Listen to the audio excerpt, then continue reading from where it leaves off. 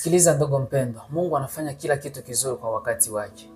Usikuwe na force Mungu kusudi afate kukutendea. Usikuwe najiuliza maswali mbalimbali. Saa zingine unajiuliza hata unasema jua nini kila mara ninaomba, jua nini niko ninasumbuka na mambo mbalimbali, lakini Mungu hajanitendea. Lakini nataka nikuambie siku ya leo, Mungu anafanya kila kitu kizuri kwa wakati wake. Kila kitu kina muda wake.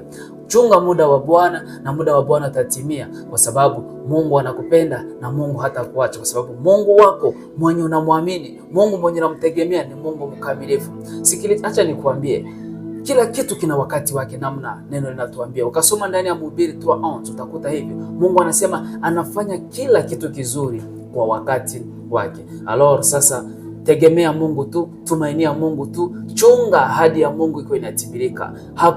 Kila tunda inazaa kwa wakati wake. Kila mti, hata mti wa manga unazaa kwa wakati wake. Hata mti wa avoka unaproduce kwa wakati wake. Na wewe kumbuka, una wakati wako wa Mungu ambaye anaweza kukufanyizia. Hata kama saa zingine Mungu amekusa kukuahidi, amekusa kuprometre kufanya kitu fulani, lakini wewe unajiuliza sasa itatimilika siku gani? Lakini nataka nikuambie itatimilika. Usijifanye sawa mke mwenye kuna mimba, mimi kuna tamani azale panda 3 mois. Hapana.